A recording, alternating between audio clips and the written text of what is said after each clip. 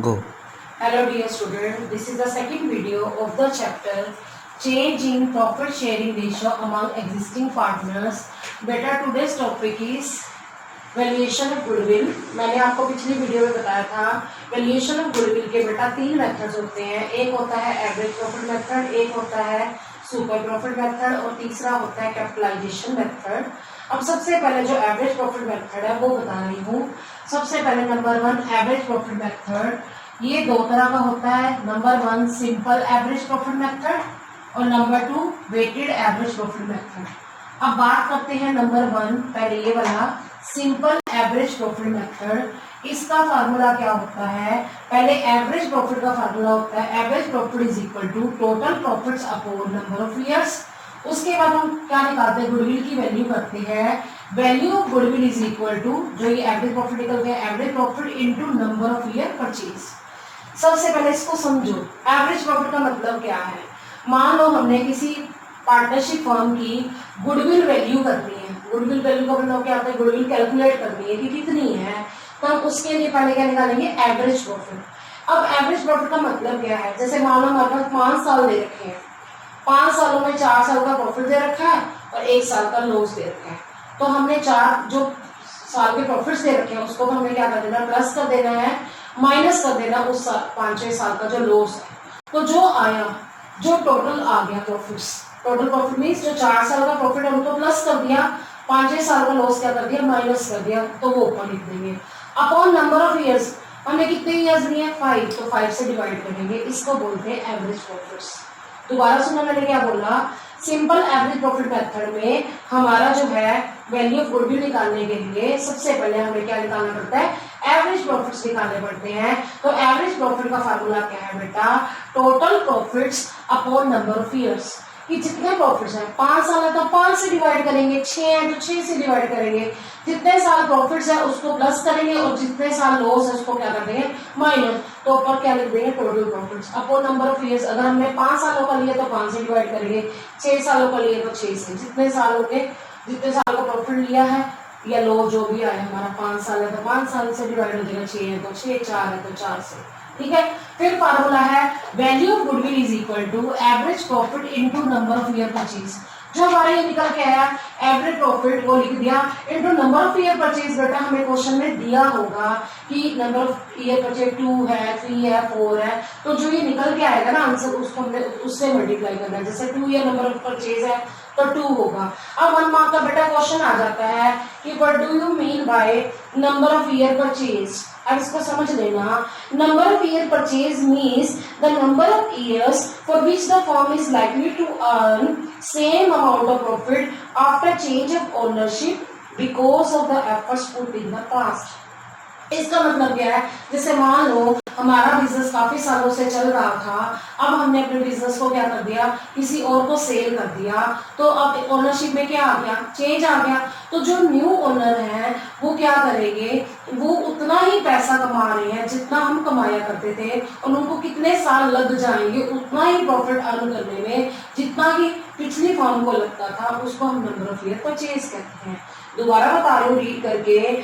Number of year purchase means number of years for which the firm is likely to earn। इसका मतलब है कि कितने साल लग जाएंगे कि firm is likely to earn same amount of profit, उतना ही प्रॉफिट जितना पहले कमा रही थी firm after change of ownership because of the efforts put in the past. जो पिछले सालों में उन्होंने इतने एफर्ट्स किए थे, प्रॉफिट्स को कमाया था ना, तो अब हमारी ओनरशिप में क्या आ गया? चेंज आ गया है। तो ओनरशिप में चेंज आने पर उन्होंने जितने एफर्ट्स किए थे अपने प्रॉफिट्स को कमाने के लिए, उसको हम नंबर ऑफ ईयर परचेज कहते हैं। बेटा ये नंबर ऑफ ईयर परचेज आपको क्वेश्चन में दिए होंगे। अब दोबारा समझ लो क्या बोला मैंने। एवरेज प्रॉफिट मेथड जो है वो 2 तरह का होता है। एक होता है सिंपल एवरेज प्रॉफिट मेथड, दूसरा होता है वेटेड एवरेज प्रॉफिट मेथड। अब बात करें हम सिंपल एवरेज प्रॉफिट मेथड की। Average profit is equal to total profits upon number of years, और आगे हम क्या निकालते हैं? वैल्यू ऑफ गुडविल निकालते हैं। इसका फार्मूला क्या है? जो ये एवरेज प्रॉफिट निकल के आया into number of year purchase. अब आप क्या करोगे बेटा, अब आप सबसे पहले देखोगे कि वो जो प्रॉफिट्स या लॉस होते हैं वो नॉर्मल होने चाहिए, एबनॉर्मल नहीं होने चाहिए। अब एबनॉर्मल का मतलब क्या होता है, जो कभी कभी होता है, तो हमें कुछ आइटम्स को बेटा क्या करना है, प्लस करना है, और कुछ आइटम्स को हमें क्या करना है, माइनस करना है। तो वो क्या करना है बेटा, आप नोट कर लीजिए।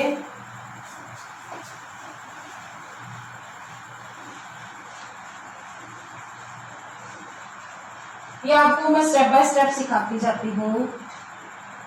सबसे पहले हमें नॉर्मल बिजनेस प्रॉफिट को निकालना है, तो आप क्या करेंगे, स्टेप 1 क्या है बेटा, स्टेप 1 हमने क्या करनी है,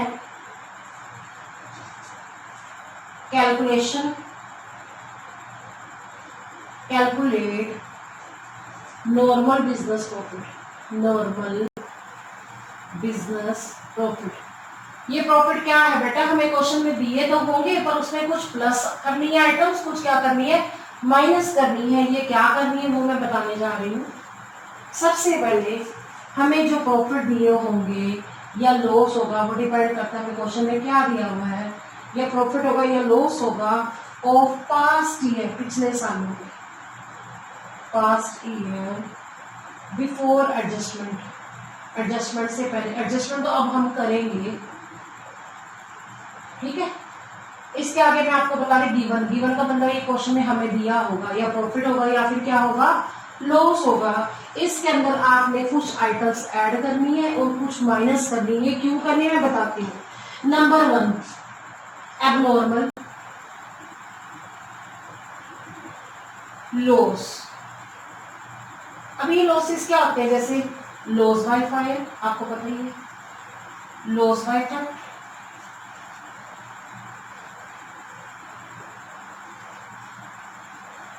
लॉस बाय एक्सीडेंट। क्या ये रोज रोज होने वाले हैं? हम बात करें एक बिजनेस की, क्या एक बिजनेस में रोज आग लगती है, या एक बिजनेस में रोज चोरी होती है, या एक बिजनेस में रोज एक्सीडेंट होता है? ऐसा तो नहीं होता। तो ये एबनॉर्मल लॉसेस को हमने क्या कर देना, प्लस। बच्चे कहते हैं लॉस है, फिर आप क्यों प्लस करा रहे हो? बेटा मान लो हमारे पास जो प्रॉफिट दिया हुआ है उसमें एबनॉर्मल लॉस इंक्लूड है। इंक्लूड का मतलब क्या, आपने एडजस्ट कर दिया, तो अब हमें क्या करना पड़ेगा, उसको ऐड बैक करना पड़ेगा, प्लस करना पड़ेगा।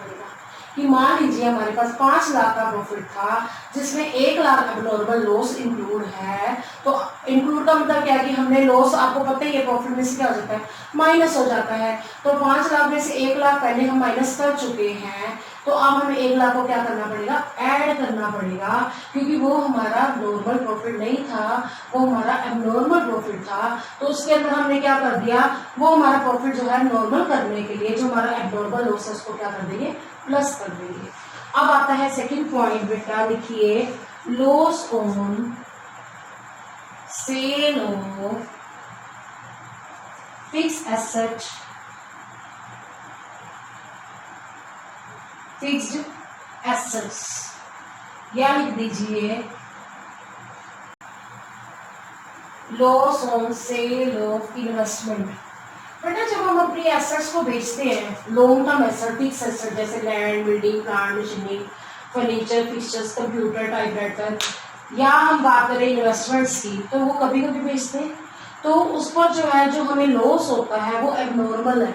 एबनॉर्मल का मतलब क्या है कि ये हमारा रूटीन ही नेचर तो नहीं है ना, है ना, तो ये कभी कभी होने वाला लॉस है ना, तो इसकी वजह से हमारा प्रॉफिट क्या हुआ पड़ा है, माइनस हुआ पड़ा है, ज्यादा माइनस हुआ पड़ा है। तो हमें क्या करना पड़ेगा, इस एबनॉर्मल लॉस को, ये भी एबनॉर्मल लॉस ही है, कभी कभी होने वाला लॉस है, इसको हमें क्या करना पड़ेगा, ऐड बैक करना पड़ेगा, हमें अपने प्रॉफिट को सही करने के लिए। थर्ड आता है point, over valuation of opening stock और under valuation of closing stock. ये पॉइंट अच्छे से समझना। ओवर का मतलब क्या, ज्यादा लिखना, आपको याद है जब हम ट्रेडिंग अकाउंट बनाते थे तो ट्रेडिंग अकाउंट की डेबिट में क्या लिखते हैं, ओपनिंग स्टॉक। मान लो मैं ओवर लिख दूं, फॉर एग्जांपल 10,000 लिखना था, मैंने 15,000 लिख दिया, डेबिट साइड ज्यादा हो गई तो हमारा प्रॉफिट क्या हो गया, कम हो गया। तो प्रॉफिट को बढ़ाने के लिए over valuation of opening stock क्या आ जाता है, प्लस। दोबारा सुनो, मैंने बोला अगर हम ओपनिंग स्टॉक को ज्यादा लिख दें, 10,000 लिखना था 15 लिख दिया, 5,000 खर्चा बढ़ा दिया तो हमारा प्रॉफिट क्या हो गया, कम हो गया ना। तो प्रॉफिट को बढ़ाने के लिए हमें क्या करना पड़ेगा, over valuation of opening stock को क्या करना पड़ेगा, प्लस। और under valuation of closing stock का मतलब क्या है, आपको पता है जब हम ट्रेडिंग अकाउंट बनाते हैं तो ट्रेडिंग अकाउंट की क्लोजिंग स्टॉक कहाँ पर लिखते हैं, क्रेडिट साइड लिखते हैं। मान लो मैंने कम लिखा, एक एग्जांपल है, मान लो लिखना था 30,000 है ना, मैंने 20,000 लिखा तो क्रेडिट साइड कम रह गई तो मेरा वो क्या हो गया होगा, प्रॉफिट भी कम हो गया होगा। इनकम साइड अगर कम है तो हमारा जो प्रॉफिट है वो क्या हो गया, कम हो गया। तो उसको बढ़ाने के लिए हम under valuation of closing stock को क्या कर देंगे, प्लस कर देंगे। अब अगला पॉइंट आता है number 4, non recurring expenses. Non recurring expenses, और इसको हम और क्या बोलते हैं, such expenses are not expected in future. इसका मतलब क्या है, जो रोज रोज होने वाले खर्चे नहीं होते उनको हम नॉन रेकरिंग एक्सपेंस कहते हैं, जो डेली रूटीन के नहीं हैं, या ऐसे एक्सपेंसेस जो फ्यूचर में नहीं होने वाले उनको हम क्या कर देते हैं बेटा, ऐड कर देते हैं। दोबारा सुनो, ऐसे एक्सपेंसेस जो अब हम आगे से नहीं करेंगे, नॉन रेकरिंग है, बार बार होने वाले नहीं है, तो उनको हम क्या कर देंगे बेटा, क्योंकि इन्होंने हमारे प्रॉफिट को क्या किया हुआ, कम किया हुआ है, क्योंकि उन्होंने एक्सपेंसेस को माइनस किया था तो प्रॉफिट क्या हो गया, कम हो गया है। तो अब आगे से हम एक्सपेंस नहीं करने वाले तो उसको हम क्या कर देंगे बेटा, ऐड कर देंगे। हम अपने जितने भी प्रॉफिट उसमें सारे ऐड करते जा रहे हैं। अब नंबर 5 देखो, capital expenditure. Capital expenditure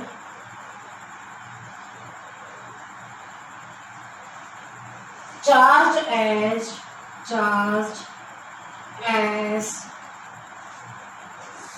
revenue expenditure। अब इसका मतलब क्या है कि जो हमारा कैपिटल का खर्चा है ना, वो गलती से हमने रेवेन्यू एक्सपेंस मान दिया। अब एक एग्जांपल देती हूँ, मान लो मैं कहती हूँ हमने मशीन खरीदी, परचेज ऑफ मशीनरी। अब मशीन क्या हम रोज रोज खरीदते हैं, नहीं ना, वो हमारा कौन सा एक्सपेंस है, वो हमारा कैपिटल एक्सपेंडिचर है। रॉन्गली डेबिटेड टू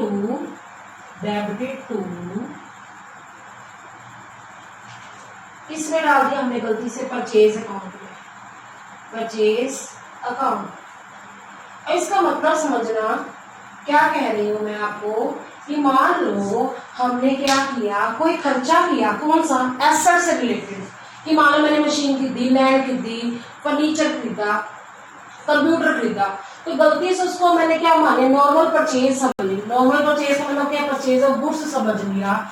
तो मैंने क्या बोला, capital expenditure charge as revenue expenditure, कि जो कभी कभी होने वाला खर्चा था जिसको हम कैपिटल एक्सपेंडिचर कहते हैं, उसको हमने रूटीन वाला खर्चा मान लिया। रूटीन मीन्स रेवेन्यू नेचर का मान लिया। जैसे मैंने लैंड खरीदी तो गलती से मैंने परचेज अकाउंट समझ लिया, तो मैंने क्या किया, जब हम रेवेन्यू एक्सपेंडिचर है वो प्रॉफिट में से क्या हो जाता है, माइनस होता है, तो हमारा प्रॉफिट क्या हो गया होगा, कम हो गया होगा, क्योंकि हमने इसको क्या ट्रीट कर दिया है, उसको हमने रेवेन्यू एक्सपेंडिचर ट्रीट कर दिया, तो हमारा प्रॉफिट क्या हो गया होगा, कम हो गया होगा। तो प्रॉफिट को बढ़ाने के लिए बेटा हमें क्या करना पड़ेगा, इसको प्लस करना पड़ेगा। अब ये सारे पॉइंट्स को बेटा मैं आपको दोबारा से समझाने की कोशिश कर रही हूँ। माइनस वाले पॉइंट्स अभी नहीं बता रही आपको, माइनस वाले पॉइंट्स मैं बाद में बताऊंगी। पहले समझ लो कि सबसे पहले हमने क्या करना है, नॉर्मल बिजनेस के प्रॉफिट्स को निकालना है। अब हमें कैसे पता चला निकालना है, क्योंकि क्वेश्चन में इनमें से कोई पॉइंट्स दे रखे हैं, या जो लेस वाले आइटम्स है वो वाले पॉइंट्स दे रखे हैं, वो बताते हैं क्या है। कि सबसे पहले जो हमें क्वेश्चन में प्रॉफिट या लॉस दिया होगा उसकी हमें क्या करनी पड़ेगी, कुछ एडजस्टमेंट्स करनी पड़ेगी। या तो हमें कुछ प्लस करना पड़ेगा प्रॉफिट में, या हमें क्या करना पड़ेगा, माइनस करना पड़ेगा। अब क्या प्लस करना है क्या माइनस करना है दोबारा सीखो। पहले तो मैं ऐड की आइटम बता रही हूँ। Number 1 abnormal losses. अब बिजनेस में जरूरी तो नहीं कि सारे लॉसेस नॉर्मल होंगे, कुछ ऐसे लॉस भी तो हो सकते हैं जैसे loss by fire, loss by theft, loss by accident, कि कभी कभी क्या होता है बिजनेस में आग लग जाती है, चोरी हो जाती है, एक्सीडेंट हो जाता है, लेकिन कभी कभी हो रहा है ना, रोज रोज तो एक बिजनेस के अंदर नहीं होता। तो इन लॉसेस ने हमारे प्रॉफिट को क्या किया हुआ है, कम किया हुआ है। तो प्रॉफिट को बढ़ाने के लिए इसको हमें क्या करना पड़ेगा बेटा, ऐड करना पड़ेगा। Number 2 loss on sale of fix asset या loss on sale of investment. कि जो फिक्स एसेट है उसको हम जब बेचते हैं, मान लो 5 लाख वाली इन्वेस्टमेंट या 5 लाख वाली फिक्स एसेट हमने 4,90,000 में बेच दी, तो कितना नुकसान हो गया हमारा, 10,000 का ना। ये लॉस होने की वजह से हमारा प्रॉफिट क्या हो गया होगा, कम हो गया होगा। प्रॉफिट को बढ़ाने के लिए हमें इस लॉस को क्या करना पड़ेगा, ऐड बैक करना पड़ेगा। Now third point, over revelation of opening stock का मतलब क्या है। जब आप याद करो ट्रेडिंग अकाउंट बनाते थे, ओपनिंग स्टॉक कहाँ लिखते हो, डेबिट साइड लिखते हो ना। डेबिट साइड कौन सी होती है, एक्सपेंसेस वाली साइड। अगर हम एक्सपेंस ज्यादा लिख देंगे तो प्रॉफिट क्या हो जाता है, कम हो जाता है। तो प्रॉफिट को बढ़ाने के लिए हम उसको क्या कर देते हैं, ऐड बैक कर देते हैं। और under valuation of closing stock का मतलब क्या है, आपको पता है क्लोजिंग स्टॉक कहाँ लिखा जाता है, ट्रेडिंग अकाउंट की क्रेडिट साइड लिखा जाता है। अगर मैं कम लिख दूं, 20,000 लिख दिया, 30,000 की जगह 10,000 कम लिखा, तो कम लिखने की वजह से हमारा प्रॉफिट भी कम रह गया होगा। तो उसको बढ़ाने के लिए हम इसको क्या कर देते हैं, under valuation of closing stock को ऐड बैक करते हैं।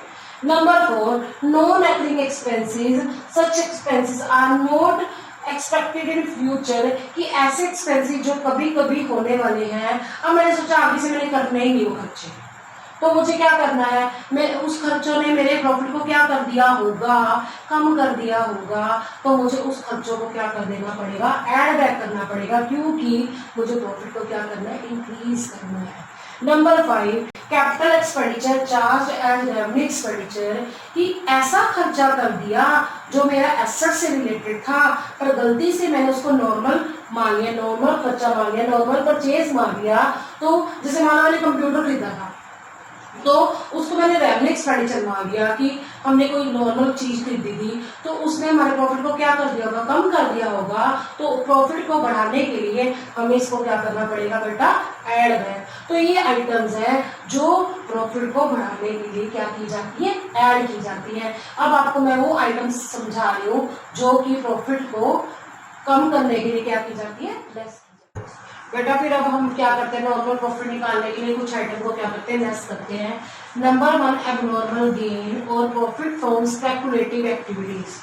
एबनॉर्मल गेन का मतलब है वो गेन जो कभी कभी होने वाला है, जैसे जो लोग सट्टा लगाते हैं तो जो प्रॉफिट होता है कई बार, तो क्या होता है वो एबनॉर्मल है, कभी कभी होने वाला है एक बिजनेस का। जैसे हमारी लॉटरी लग जाती है, तो रोज रोज तो नहीं लगती है लॉटरी, तो ये नॉर्मल गेन है। इस गेन ने हमारे प्रॉफिट को क्या किया, इंक्रीज किया हुआ है, तो ये नॉर्मल तो गेन नहीं है।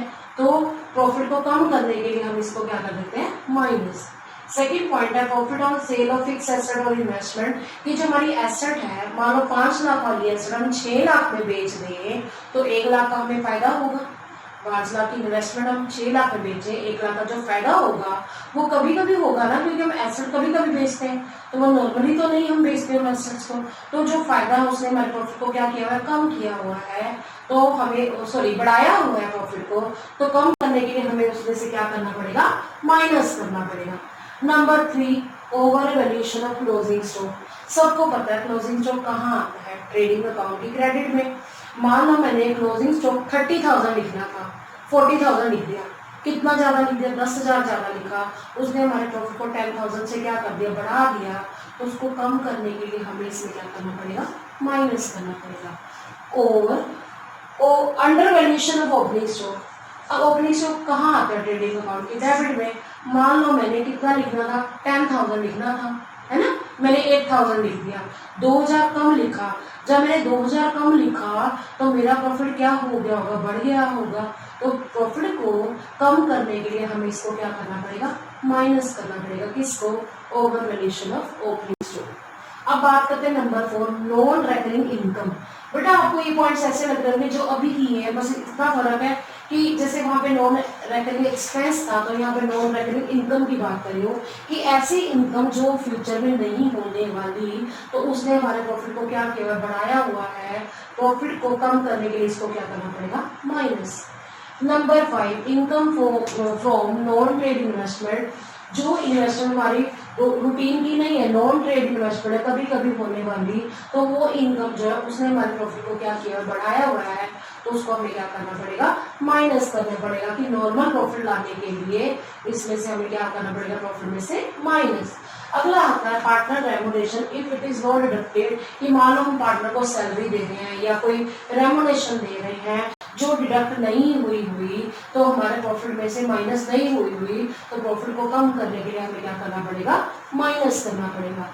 अगला पॉइंट आता है any future expense like insurance premium. कि हमने देखा हमारी गुड्स को आग लग जाती, कभी चोरी हो जाती, कभी अर्थक्वेक आ गया, तो हमारी गुड्स का लॉस हो गया। तो अब पहले तो हमने इंश्योरेंस नहीं करा रखी थी, तो अब सोचा क्यों ना फ्यूचर में हम अनसर्टेनिटी से बचने के लिए क्यों ना इंश्योरेंस करा ले। तो ये इंश्योरेंस कराने से प्रॉफिट में से उसको क्या करना पड़ेगा, माइनस करना पड़ेगा। कि फ्यूचर के हमने एक्सपेंसेस को क्या कर दिया, बढ़ा दिया। अब आपको यही वाले पॉइंट्स बेटा एक बार दोबारा समझा रही हूँ लेस वाले। नंबर 1 एब्नॉर्मल गेन, ऐसा गेन बेटा जो रोज रोज नहीं होता। जैसे लॉटरी लग जाती है बिजनेसमैन की, तो रोज रोज लॉटरी तो नहीं लगती ना, तो उसने हमारे प्रॉफिट को क्या किया हुआ है, इंक्रीज किया हुआ है, तो हमें डिक्रीज करने के लिए माइनस करना पड़ेगा। सेकेंड पॉइंट आता है profit on sale of fix asset of investment. कि हम अपनी एसेट को कभी कभी बेचते हैं ना, फिक्स एसेट को, तो उससे होने वाला प्रॉफिट तो कभी कभी होगा ना, उसने हमारे प्रॉफिट को इंक्रीज किया हुआ, बढ़ाया हुआ है, तो कम करने के लिए उसको क्या करना पड़ेगा, माइनस करना पड़ेगा। थर्ड पॉइंट है over valuation of closing stock. कि हमारा जो क्लोजिंग स्टॉक है वो बढ़ चुका है, जब बढ़ गया होगा उसने हमारे प्रॉफिट को क्या कर दिया होगा, बढ़ा दिया होगा, तो कम करने के लिए हमें क्या करना पड़ेगा, माइनस। और under valuation of opening stock का मतलब ओपनिंग स्टॉक हमने कम लिखा है, जब कम लिखा है तो हमारा प्रॉफिट क्या हो गया होगा, बढ़ गया होगा, कम करने के लिए उसको क्या करना पड़ेगा, माइनस। अगला पॉइंट है नॉन रेकरिंग इनकम, ऐसी इनकम जो कभी कभी होती है, रूटीन में नहीं होती। जैसे इंटरेस्ट रिसीव हो गया इन्वेस्टमेंट के ऊपर, तो ये फ्यूचर में नहीं होगा, तो हमारा क्या है, ये इसने प्रॉफिट को इंक्रीज किया हुआ है, तो डिक्रीज करना है हमने, कम करना है, तो उसके लिए हमें क्या करना पड़ेगा, माइनस करना पड़ेगा। अगला आता है income from non trade investment. की हमारी जो इन्वेस्टमेंट है उसके ऊपर जो हमें इनकम मिल रही है वो क्या है, उसने हमारे प्रॉफिट को इंक्रीज कर रखा है, बढ़ा रखा है, तो उसको कम करने के लिए क्या करना पड़ेगा, माइनस। अब बात करें पार्टनर को जो हमने रेमुनेशन दी है, कोई सैलरी दी है, वो हमने माइनस नहीं की क्योंकि प्रॉफिट में से वो खर्चा है, तो माइनस कर नहीं किया, तो अब हम उसको क्या कर देंगे, माइनस कर देंगे। अब अगला पॉइंट मैंने बताया था कि जैसे मान लो आगे से हमने सोचा क्यों ना हम इंश्योरेंस करा लें, क्यों, क्योंकि हमारी गुड्स को आग लग जाती है, गुड्स का कुछ ना कुछ प्रॉब्लम आ जाती है, अर्थक्वेक की वजह से डिस्ट्रॉय हो गई, कोई ना कोई रीजन था जो अबनॉर्मल था, कभी कभी होने वाला, लॉस बाय फायर हो गया, लॉस बाय थेफ्ट हो गया, एक्सीडेंट हो गया, लॉस बाय अर्थक्वेक हो गया, तो इसकी वजह से हमें लॉस हो जाता है, तो क्यों हम लॉस को हर वक्त बियर कर ले, क्यों ना फ्यूचर के लिए हम इंश्योरेंस करा लें। जब इंश्योरेंस कंपनी से इंश्योरेंस कराते हैं तो इंश्योरेंस का क्या देना पड़ता है, प्रीमियम देना पड़ता है, तो ये फ्यूचर में होने वाले खर्चे हैं, तो हमारा प्रॉफिट में से उस खर्चे को क्या करना पड़ेगा, माइनस करना पड़ेगा। बेटा अभी आपको मैंने दो तरह की आइटम्स सिखाई हैं, पहले तो कुछ आइटम्स को ऐड करते हैं, वो पॉइंट्स आपको याद करने पड़ेंगे, और कुछ आइटम्स को हमें क्या करना है, लेस करना पड़ेगा। उसके बाद जो निकल के आएगा वो हमारा नॉर्मल प्रॉफिट्स होंगे या लॉसेस होंगे, वो डिपेंड करता है क्वेश्चन में, तो फिर हम उससे क्या निकालेंगे, पहले एवरेज प्रॉफिट निकालेंगे, उसके बाद हम क्या करेंगे, वैल्यू ऑफ गुड भी निकालेंगे, जिसका फार्मूला क्या है, average profit into number of year purchase. Average profit का फार्मूला आपको भी समझाया था, total profits upon number of years, जितने ईयर्स का हमने टोटल किया होगा उसको नंबर ऑफ ईयर्स से डिवाइड कर दिया, फिर वैल्यू ऑफ गुडविल क्या निकाली, is equal to average profit into number of year purchase. अब बेटा मैं आपको डीके गोल्ड की बुक का क्वेश्चन नंबर 3 कराने जा रही हूँ। बेटा अब आपकी बुक का मैं 3rd क्वेश्चन रीड कर रही हूँ। सबसे पहले, the goodwill of a firm is valued at 4 year purchase of average profit of the last 5 years. कि पिछले 5 सालों के एवरेज से हमने गुडविल निकालनी है, नंबर ऑफ ईयर परचेज 4 दे रखे हैं। The profit of the last 5 years were year 2013-14 2 lakh का प्रॉफिट दिया हुआ है, 2014-15 में 3 लाख का लॉस दिया हुआ है, 2015-16 में 4,50,000 का प्रॉफिट है, ब्रैकेट में लिखा है including N abnormal gain of ₹50,000। फिर आगे 2016-17 में 3,50,000 का हमें प्रॉफिट दे रखा है। आप ब्रैकेट में लिखा है after charging N abnormal loss of 90,000। 2017-18 में 2,60,000 का प्रॉफिट है। Calculate amount of goodwill. बेटा अब इस क्वेश्चन में क्या है, दो ही पॉइंट्स मेन है, एक तो एबनॉर्मल गेन दे रखा है और एक एबनॉर्मल लॉस दिया हुआ है। जो एबनॉर्मल गेन है वो मैंने आपको बताया था, वो हमारा माइनस होगा उस ईयर के प्रॉफिट में से जिससे वो रिलेटेड है। ऐसे एबनॉर्मल लॉस जो है वो क्या है, वो प्लस होगा उस प्रॉफिट में जिससे वो रिलेटेड है। अब बेटा ऐसे क्वेश्चंस करने के लिए आप इस तरीके से सीखो बेटा सॉल्यूशन। क्वेश्चन नंबर 3, पहले आप कॉलम बना लो ईयर एंडेड, फिर आप बना लीजिए प्रॉफिट्स, फिर उसके बाद आप बनाओ बेटा एडजस्टमेंट्स,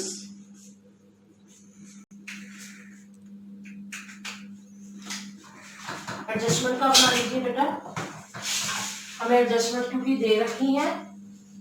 फिर उसके बाद आप बना लीजिए नॉर्मल प्रॉफिट्स।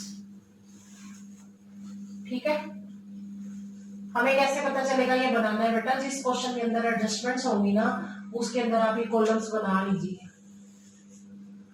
इसमें लिख दीजिए रुपीस रुपीस रुपीस।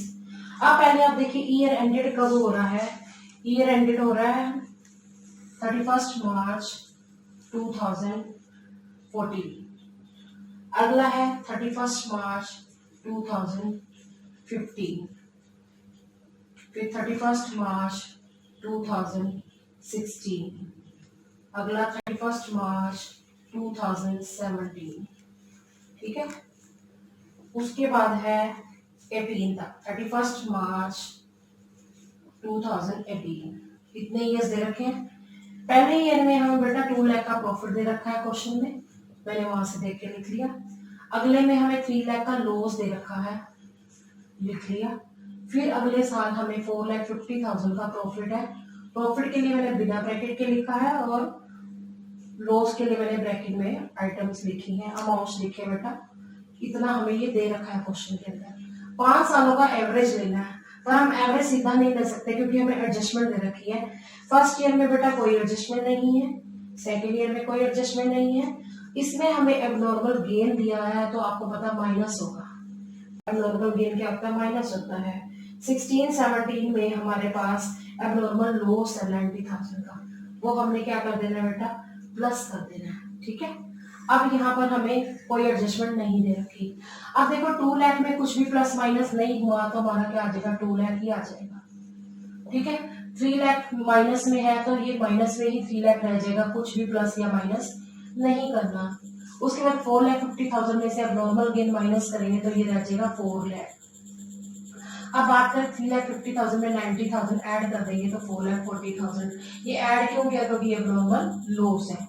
2,60,000 में कोई भी चेंज नहीं किया तो अब करके देखें बेटा, इसका टोटल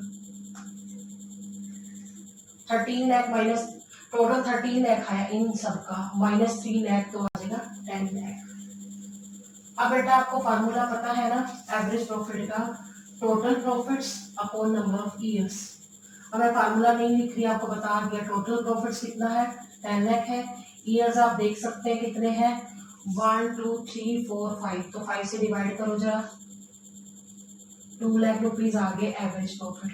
अब वैल्यू ऑफ गुडविल का फार्मूला मैं फिर नहीं लिख रही, सिर्फ बता रही हूँ, value of goodwill is equal to average profit into number of year purchase. अब आपके पास एवरेज प्रॉफिट कितना है, 2 लाख है और नंबर ऑफ ईयर परचेज बेटा 4 है, तो आपका आंसर आ जाएगा ₹8 लाख। आज बेटा आपने इस वीडियो के अंदर क्या सीखा, जो गुडविल को वैल्यू करने के 3 मेथड है, उसके अंदर सबसे पहला मेथड था एवरेज प्रॉफिट मेथड।